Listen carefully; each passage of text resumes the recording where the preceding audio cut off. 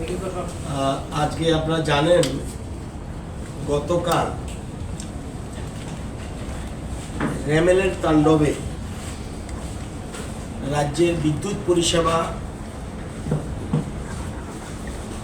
অনেকটাই বিপর্যস্ত। আগরতলা সহ সারা রাজ্যে এর মধ্যে সারা রাজ্যে প্রাইমারি যে তথ্য এসছে, প্রাথমিক যে তথ্য এসছে, এতে দেখা যায় 686টা পোল ভেঙে গেছে, 234 কিলোমিটার লাইন বিদ্যুৎ ছিন্ন,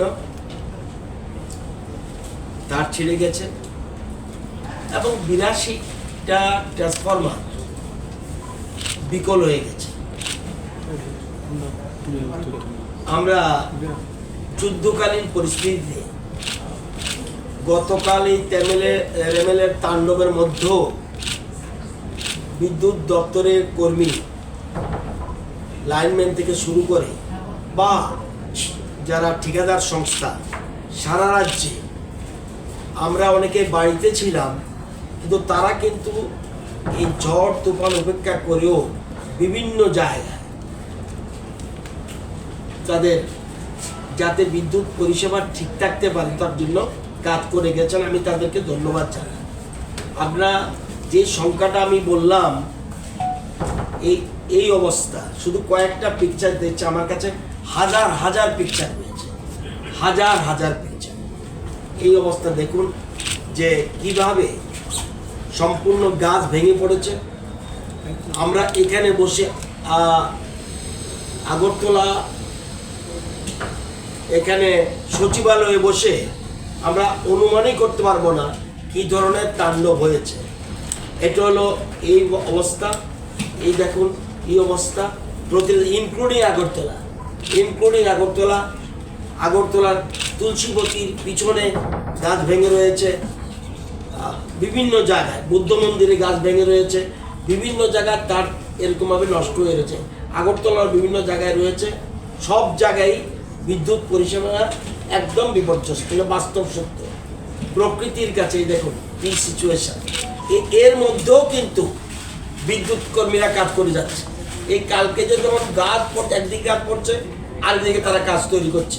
আমরা অনেকে কিন্তু বাড়ি, কিন্তু তারা কিন্তু জায়গায় জায়গায় বিদ্যুৎ কর্মী, আমাদের প্রযুক্তিবিদরা, বিদ্যুৎ কর্মীরা, সকল স্তরের লাইনম্যান থেকে আরম্ভ করে সবাই কিন্তু যার যার জায়গায় যুদ্ধকালীন পরিস্থিতিতে কাজ, এই রেমেলের তাণ্ডবের মধ্যেও কাজ করছে। এবং আগরতলা শহর জিবির কাছেও, এটা আগরতলা জিবির চিত্র, বিভিন্ন জায়গায় এরকম হাজার হাজার। এটা বড় বড় গাছের চিত্রটা আপনারা এখানে ফটো তুলে নেবেন। বড় বড় গাছের কিছু চিত্র আমি দিলাম, কিন্তু ছোট গাছ পড়ে সম্পূর্ণ বিপর্যস্ত। এবং যেটা আমি বললাম যে 686টা প্রাথমিক যে রিপোর্ট এসেছে, 686টা পোল ভেঙে গিয়েছে। আগরতলা, মোহনপুর, জিরানিয়া, ধর্মনগর, পানিসাগর, কাঞ্চনপুর, কুমারঘাট, কৈলাসহর, তেলিয়ামুড়া, অর্থাৎ ত্রিপুরা রাজ্যের সর্বত্র কিন্তু সব জায়গায়, বিলোনিয়া, ধলাই, গোমতী, সিপাহীজলা, সব জায়গায় কিন্তু এরকম অবস্থা হয়েছে। এবং এর মধ্যে কিন্তু বিদ্যুৎ পরিষেবা দেওয়ার জন্য চেষ্টা করছে। আমরা প্রত্যেকটা সাব ডিভিশন 3-4টা করে ব্যাচ লাগিয়ে দিয়েছি।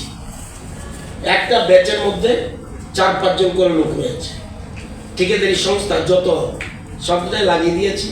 এক একটা ব্যাচে 4-5 জন লোক আছে এবং সেই ঠিকাদারি সংস্থার সাথে আমাদের দপ্তরের লোকও সেখানে যুক্ত রয়েছে। আগরতলা ডিভিশনে আমরা আশা করছি, যদিও দিন উঠে গেছে, কিন্তু আগরতলা ডিভিশনে রিকভারি আমরা আশা করি আজকে পর্যন্ত 80% উঠাতে পারবো। আগরতলা আজকে আশা করছি।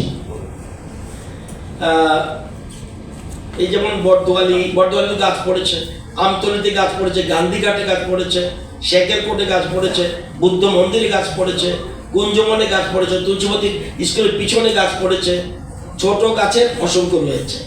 এবং মফস্বলের দিকে 50% আমরা আশাবাদী রিকভারি আজকে করতে